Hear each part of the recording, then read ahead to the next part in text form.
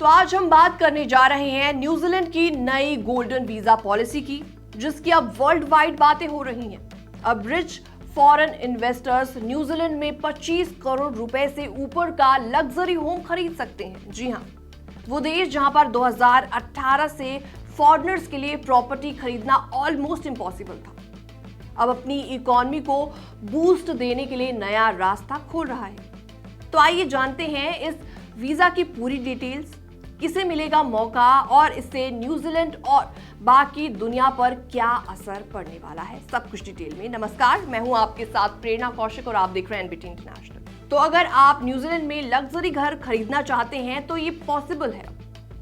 New Zealand सरकार ने अपने गोल्डन वीजा प्रोग्राम में एक बहुत बड़ा बदलाव कर दिया है और इस स्कीम के तहत अब फॉरेन इन्वेस्टर्स न्यूजीलैंड में 25 करोड़ रुपए से ऊपर का लग्जरी होम बिल्कुल खरीद सकते हैं। प्राइम मिनिस्टर क्रिस्टोफर लक्सन ने बताया कि रूल साल के एंड तक लागू हो जाएगा, जब ओवरसीज इन्वेस्टमेंट एक्ट में बदलाव पास हो जाएगा। सरकार का कहना है कि इससे इकोनॉमी को बूस्ट मिलेगा और रिच इन्वेस्टर्स को अट्रैक्ट किया जा सकेगा। तो चलिए सबसे पहले आपको गोल्डन वीजा स्कीम आसान भाषा में बताते हैं। दरअसल गोल्डन वीजा, जिसे एक्टिव इन्वेस्टर प्लस वीजा भी कहा जाता है, रेजिडेंसी यानी कि वहां पर रहने का अधिकार देता है।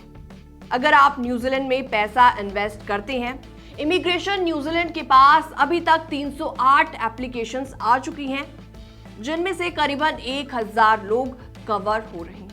मिनिमम इन्वेस्टमेंट की बात की जाए तो एप्लीकेंट से करीबन 1.9 बिलियन न्यूजीलैंड डॉलर आने का अनुमान है।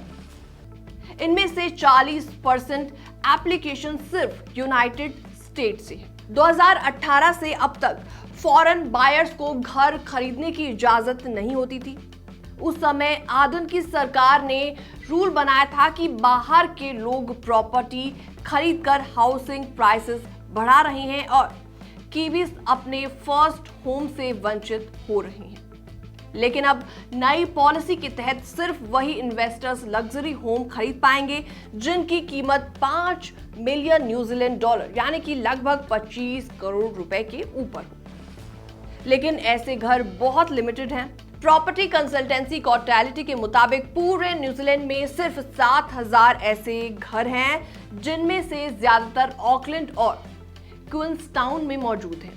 अब देखते हैं इन्वेस्टर कैटेगरी के बारे में। पहली कैटेगरी इसमें आती है ग्रोथ कैटेगरी, यानी कम से कम 5 मिलियन न्यूजीलैंड डॉलर इन्वेस्ट करना होगा 3 साल में लोकल बिजनेसेस या मैनेज्ड फंड में, और इसमें इन्वेस्टर्स को सिर्फ 21 दिन न्यूजीलैंड में रहना होगा। इसके अलावा नंबर 2 पर आता है बैलेंस्ड कैटेगरी, यानी कि 10 मिलियन न्यूजीलैंड डॉलर इन्वेस्ट करना होगा 5 साल में bonds, stocks, new residential projects या कमर्शियल प्रॉपर्टी के अंदर। इनमें इन्वेस्टर्स को 105 दिन रहना जरूरी है, लेकिन अगर ज्यादा इन्वेस्टमेंट करेंगे तो ये रिक्वायरमेंट कम भी हो सकती है।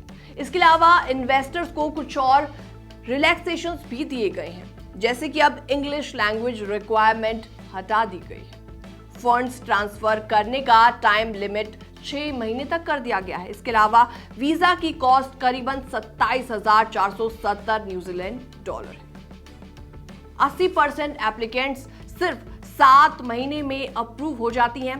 गोल्डन वीजा होल्डर्स अपने पार्टनर और 25 साल से छोटे बच्चों को भी साथ इसमें शामिल कर सकते हैं, और अगर 4 साल तक इन्वेस्टमेंट मेंटेन रखते हैं तो परमानेंट रेजिडेंसी के लिए अप्लाई कर सकते हैं।